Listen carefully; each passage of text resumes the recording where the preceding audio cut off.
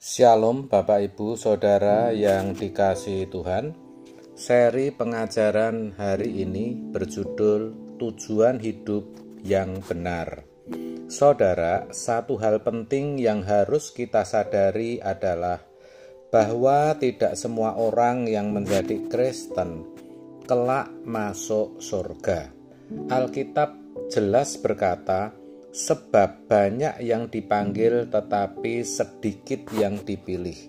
Matius 22 ayat 14. Untuk bisa diterima di kerajaan surga dibutuhkan perjuangan yang berat dan tidak mudah.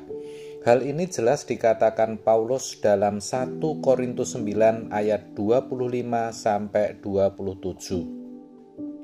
Tiap-tiap orang yang turut mengambil bagian dalam pertandingan menguasai dirinya dalam segala hal. Mereka berbuat demikian untuk memperoleh suatu mahkota yang fana. Tetapi kita untuk memperoleh suatu mahkota yang abadi. Sebab itu, aku tidak berlari tanpa tujuan. Dan aku bukan petinju yang sembarangan saja memukul, tetapi aku melatih tubuhku dan menguasainya seluruhnya, supaya sesudah memberitakan Injil kepada orang lain, jangan aku sendiri ditolak. Yang dimaksud Paulus tentu bukan takut ditolak manusia, tetapi takut ditolak Allah. Itulah sebabnya ia berkata, aku tidak berlari tanpa tujuan dan aku bukan petinju yang sembarangan saja memukul. Perhatikan, tetapi aku melatih tubuhku dan menguasainya seluruhnya, supaya sesudah memberitakan Injil kepada orang lain, jangan aku sendiri ditolak. Ini menggambarkan dengan jelas tujuan hidup Paulus, yaitu agar kelak ia tidak ditolak Tuhan, agar kelak ia diterima Tuhan. Ini tentu juga merupakan gambaran perjalanan hidup kita sebagai orang yang ada dalam gelanggang pertandingan. Semua peserta turut berlari, tetapi tidak semua menjadi juara. Kan begitu? Itu artinya kita diingatkan agar persoalan diterima atau ditolak Tuhan jangan dipandang sepele. Saya katakan demikian karena kebanyakan orang tidak peduli. Bagi mereka yang penting sudah jadi orang Kristen dan menjadi anggota gereja, kelak mati masuk surga. Kita jangan begitu. Paulus berkata, aku tidak berlari tanpa tujuan. Artinya, ia memiliki dan mengerti betul tujuan hidupnya. Bukan petinju yang sembarangan saja memukul. Artinya, bukan aktif hanya dalam banyak kegiatan, tetapi semua yang dilakukan ada tujuannya. Banyak orang Kristen tidak menyadari akan hal ini. Pikiran mereka sudah disesatkan oleh kuasa gelap. Mereka memiliki banyak kegiatan, banyak kesibukan, tetapi lupa arahnya, tidak tahu tujuannya untuk apa. Kalaupun mereka tahu tujuan hidupnya, itu pun belum tentu tujuan hidup yang benar. Pada umumnya, kesibukan mereka terfokus pada hal-hal lahiriah atau pemenuhan kebutuhan jasmani. Banyak persoalan hidup, banyak kebutuhan hidup yang mendesak, yang mana akhirnya kita melakukan berbagai aktivitas, dan itu membuat kita tidak lagi bisa memiliki fokus terhadap kehidupan kekal. Saya ulang, banyak persoalan hidup, banyak kebutuhan hidup yang mendesak, yang mana akhirnya kita melakukan berbagai aktivitas, Perhatikan, dan itu membuat kita tidak lagi bisa memiliki fokus terhadap kehidupan kekal.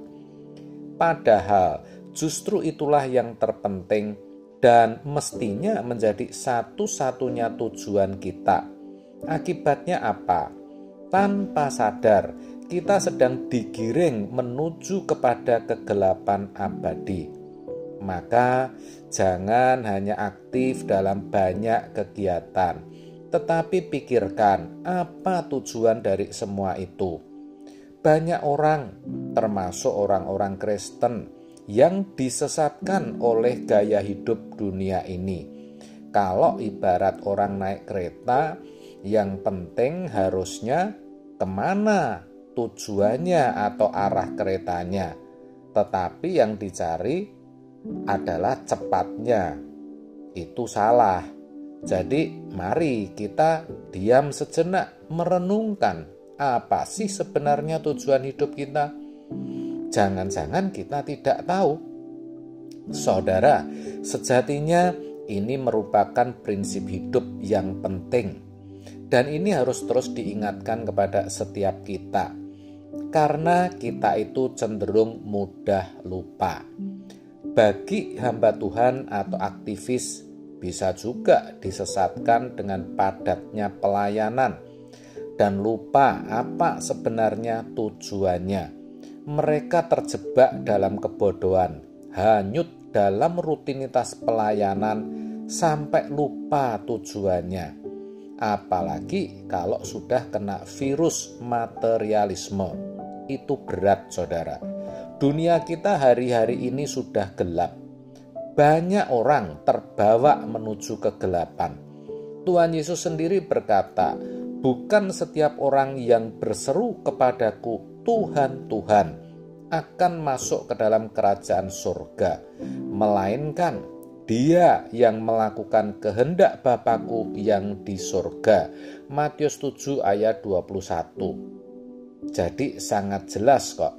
Apalagi di Matius 7 ayat 21 sampai 23 dikatakan bahwa mereka yang ditolak oleh Tuhan Yesus adalah orang yang sudah mengusir setan, sudah mengadakan mujizat, sudah bernubuat, sudah menyembuhkan orang sakit. Artinya mereka itu orang-orang yang berprestasi dalam pelayanan.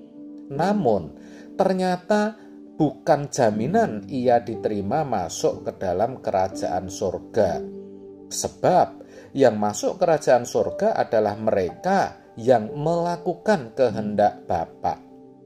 Oleh sebab itu, saudara, pelayanan yang diadakan harus terfokus pada perubahan karakter jemaat atau pendewasaan rohani, sampai diakui oleh Tuhan Yesus bahwa mereka telah melakukan kehendak Bapa.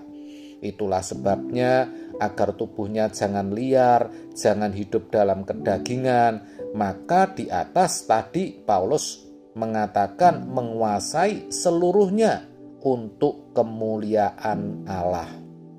Saudara, setelah mengerti kebenaran ini, kalau ada dosa sekecil apapun, mari kita akui. Lalu kita berjuang untuk tidak melakukannya lagi. Kita harus melatih kepekaan kita dengan tekun, menit ke menit, bukan hanya dari hari ke hari, namun dari menit ke menit. Karena setiap menit kita bisa berbuat salah. Sampai kadang kita frustasi karena kok masih salah.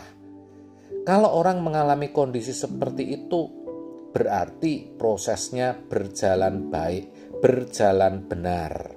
Maka lebih dari semua prestasi dalam hidup ini, prestasi tertinggi kehidupan adalah melakukan kehendak Bapa. Pertanyaannya, sudahkah kita melakukan kehendak Bapa? Jika sudah, sejauh mana kita sudah melakukan kehendak Bapa? Sebab itulah sejatinya tujuan hidup kita, tujuan hidup yang benar. Amin. Tuhan Yesus memberkati.